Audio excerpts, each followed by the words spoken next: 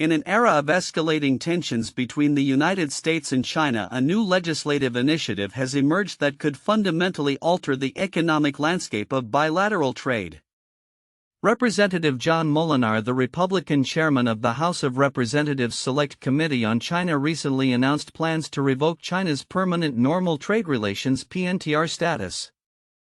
This move, which could impose tariffs as high as 100% on certain key sectors, reflects a growing sentiment among U.S. lawmakers that the current trade relationship is neither authentic nor reciprocal.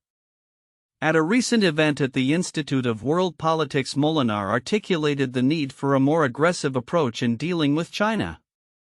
The U.S. will have to get more aggressive to make its relationship with China authentic and reciprocal, he stated, emphasizing the importance of legislative measures that hold China accountable for its trade practices. The proposed legislation would also eliminate the de minimis exemption, which currently allows for low-value goods to enter the U.S. without incurring tariffs. This announcement comes at a time when China's economy is facing significant challenges, including high youth unemployment rates and sluggish domestic consumption. The potential imposition of tariffs is likely to exacerbate these issues, as it could lead to higher prices for Chinese goods in the U.S. market, further straining China's already fragile economic recovery. Analysts suggest that the introduction of such tariffs could reignite a trade war reminiscent of the one that characterized U.S. China relations during the Trump administration. On the other side of the Pacific, China has recently taken steps to stabilize its economic environment by addressing issues related to law enforcement and private enterprise. According to a report from the Supreme People's Procuratorate, Chinese prosecutors issued over 6,500 directives aimed at rectifying illegal investigative actions affecting private businesses. This effort included the withdrawal of more than 400 improperly filed criminal cases, a move intended to restore confidence among private enterprises that are crucial to economic vitality and innovation. Du Shuai, head of economic crime prosecution in China, underscored the importance of addressing corrupt practices that disrupt the market. He described the government's actions as part of a broader initiative to establish a fair legal framework that protects private enterprises, which are seen as essential to job creation and economic growth. As the U.S. considers a more confrontational stance towards China, the implications for global trade dynamics are profound. The tightening of trade relations could lead to a bifurcation of the global economy, with countries forced to choose sides in an increasingly polarized environment. Furthermore, as both nations grapple with their respective economic difficulties, the risk of a full-blown trade war looms larger, potentially destabilizing not just their economies but also those of their global trading partners.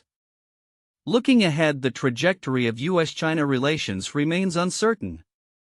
The proposed legislation to revoke China's trade status could pave the way for a more stringent economic confrontation, while China's attempts to reassure its business community may not be enough to counter the effects of potential U.S. tariffs.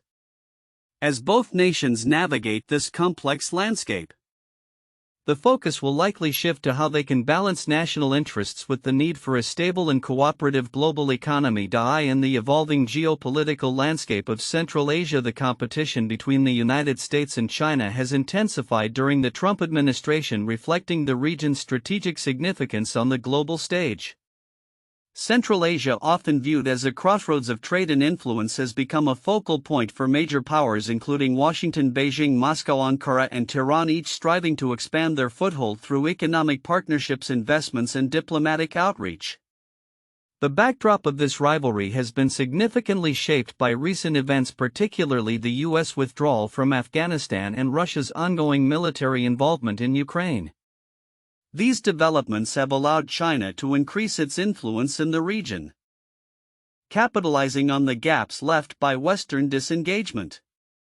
Beijing's Belt and Road Initiative (BRI) has facilitated a series of projects in Central Asia, notably strengthening ties with countries like Kazakhstan, Kyrgyzstan, Turkmenistan, and Uzbekistan.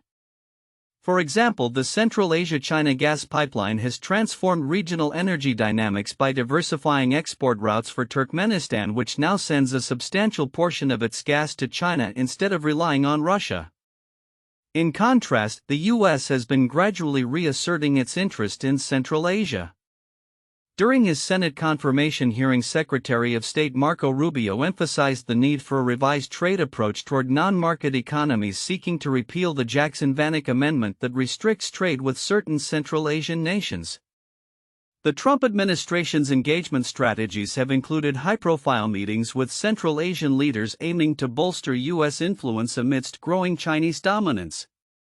However, the implications of this geopolitical competition are multifaceted and complex.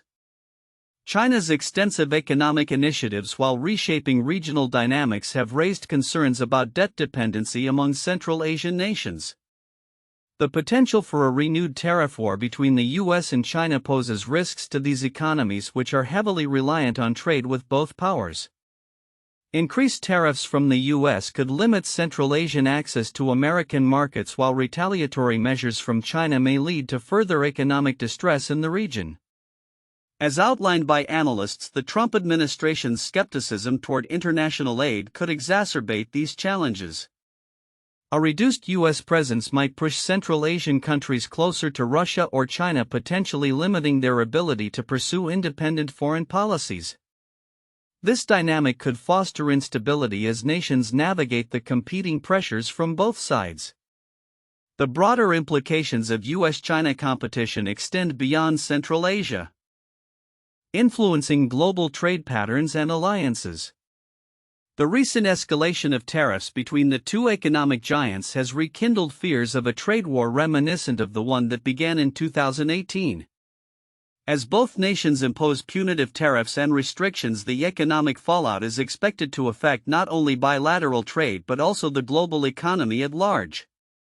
China, facing economic headwinds from sluggish domestic demand and a challenging real estate market, finds itself in a precarious position.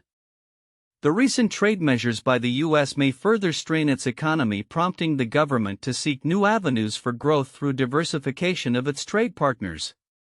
The ongoing trade tensions could potentially accelerate a shift away from reliance on the U.S. market as nations explore alternative trading relationships, particularly with developing countries. In conclusion, the geopolitical tug-of-war in Central Asia underscores the region's vital role in the broader U.S.-China rivalry. As both powers vie for influence, the outcomes will significantly shape Central Asia's future, potentially altering its economic landscape and political alignments.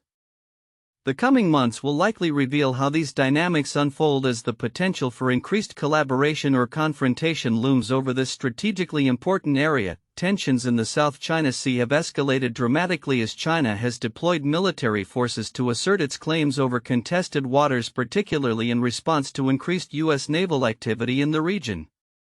This move reflects a broader trend of heightened military posturing in one of the world's most strategically significant maritime areas, which has long been a flashpoint for geopolitical rivalries. On February 13, 2025, reports emerged detailing China's military maneuvers aimed at countering U.S. operations in the South China Sea. This development comes in the wake of multiple recent incidents involving U.S. naval vessels traversing the Taiwan Strait, a route China considers sensitive. As U.S. forces continue to assert freedom of navigation rights, China perceives these actions as provocations that threaten its territorial integrity. The deployment of military assets in the South China Sea is a clear indication of China's commitment to defending its interests against what it views as external interference, said a spokesperson from the Chinese Ministry of Defense. This sentiment echoes the long-standing narrative in Beijing that U.S. military presence in the region undermines regional stability and threatens China's sovereignty. The implications of this military buildup are profound. Analysts are concerned that the increasing presence of military forces from both nations could lead to miscalculations or unintended confrontations at sea. In the past, such encounters have led to diplomatic tensions and even military standoffs. Recent reports indicate that the Australian government has also voiced concerns over the potential for conflict, particularly following a mid-air encounter between Chinese and Australian military aircraft above the South China Sea. The situation is compounded by the shifting dynamics in U.S. China relations under the current administration. With a focus on addressing both military and economic challenges posed by China, the U.S. has committed to a strategy of deterrence. This includes not only the deployment of naval assets but also strengthening alliances with other regional powers such as Australia and Japan. The U.S. military's approach has been described as a package deal by some analysts, highlighting the necessity for coordinated efforts among allies to maintain a balance of power in the Asia-Pacific region. As the geopolitical landscape continues to evolve, the potential for conflict in the South China Sea remains a pressing concern. Both nations are likely to continue their military posturing, further complicating the situation. Experts suggest that diplomatic channels must remain open to mitigate risks and foster dialogue between the U.S. and China, especially in light of the growing complexity of international relations in the region. Looking ahead, the international community will be closely monitoring developments in the South China Sea. The question remains whether military deployments will lead to a more aggressive posture or if they will prompt a renewed push towards diplomatic engagement. As tensions rise, the potential consequences of miscalculation could have far-reaching impacts not only for U.S.-China relations but also for regional stability and global security.